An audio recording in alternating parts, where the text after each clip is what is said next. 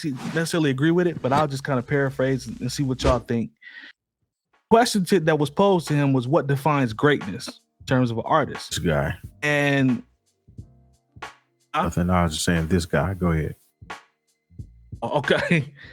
Defines greatness in terms of an artist. The OG responded saying that the artist must influence or invoke change. And one of the examples that he brought up was Big, and he said Biggie not great because he didn't inspire a generation or invoke any change. Like that would be his example of someone that was not great. He just was a dope artist. That could have. The question was posed: are you saying that from a standpoint of because he put out 2 albums? What he was like, no, just overall his career for whatever it was, not that impactful. So I would not consider him great.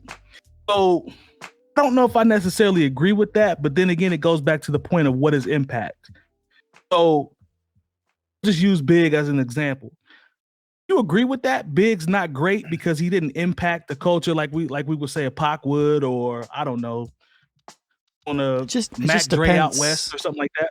It just depends what the conversation is. Is the conversation, is he a great hip hop artist or is he a great person pushing influence on culture? You know, like those are 2 separate questions, you know, like, so I personally feel that yes, Big was a great hip hop artist and he didn't have enough time to impact the culture in a larger way because he died. I don't know if it's a lot of people out east that would agree with that, but that's a fair statement. Jay Diff, jump in, man. What do you think about? What do you think about that? I disagree, but I disagree with a lot of the stuff that he's been saying here lately. I actually wouldn't say got into it, but I commented on a status on Ricky Smiley's show, morning show, about he said, and you should have seen the stuff that people were saying. Yeah. You talking about Melle Mel? Back to me. Yeah. And back to me, I'm like, y'all, you just don't get it. But this dude, as far as Big is concerned, though, cultural impact. I mean, he definitely changed the way that people approach rapping styles. I will say that.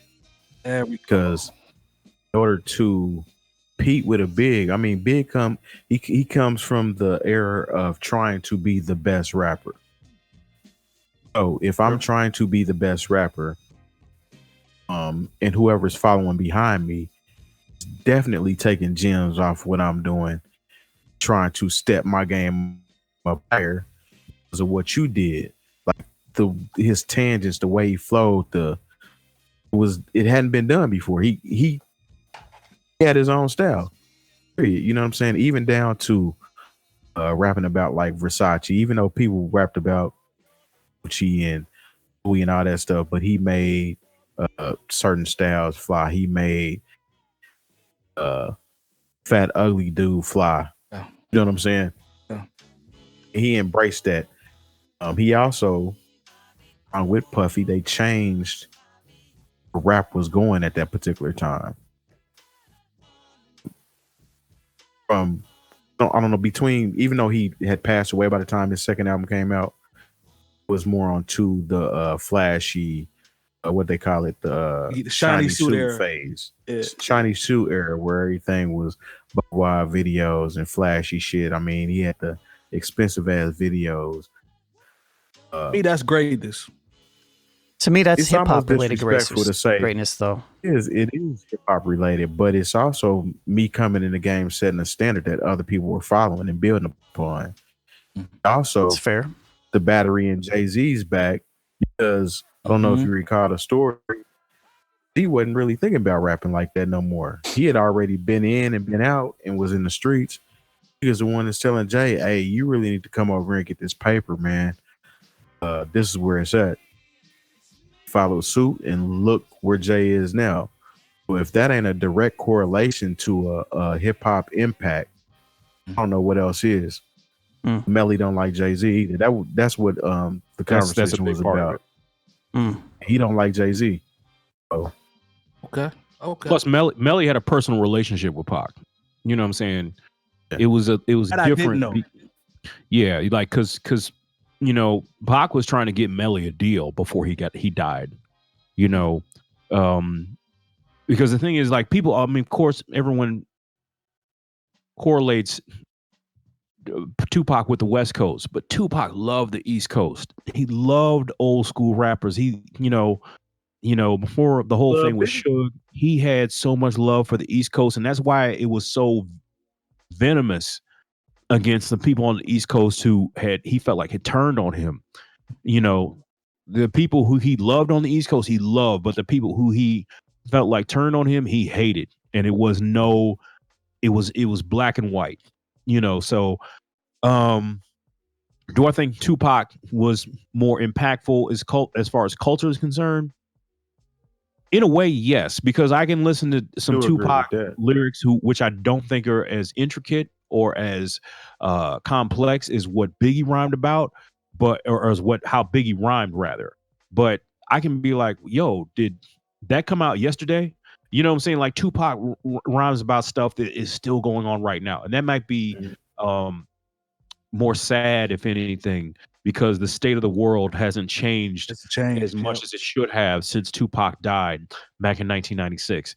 But as far as like, if you're talking about the art of rap, you know, I feel like B.I.G. is much more impactful.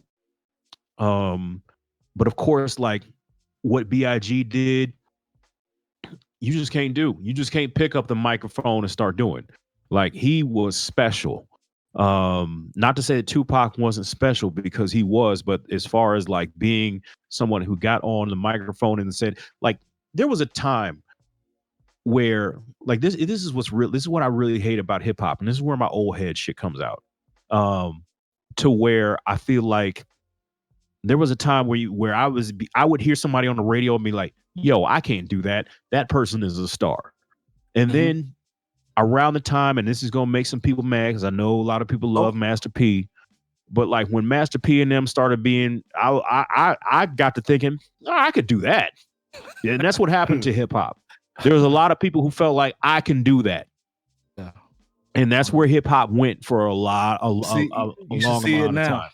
It's still there. You see it now to where like I hear shit on the radio. I'll be like, you know, if I really sat in a room for a certain amount of time, you know, if you give me a good beat, I can do that.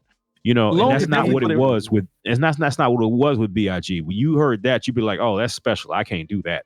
And so I think there was an impact there artistically that just really can't be touched. The thing is, I'm definitely agreeing with the nuggets Terry was dropping is what me applies the greatness outside of him just being nice. When you talked about the eras and you talked about the influence, like to me, those are the things that I think are kind of get downplayed with Big, and more of his lyrics are focused on how nice he was. But Bad Boy, spearheaded by Big, really did change a lot of shit in hip hop. Huge with him and Bad Boy and how they came out. Definitely impacted the culture. Who's is, you know, that's, we can talk about that, but that's why I didn't agree with it, because I'm like, nah, man, you can't shortchange him like that and say hey, he's not great because of, you know, quote unquote. Yeah, to say he's not great is not fair.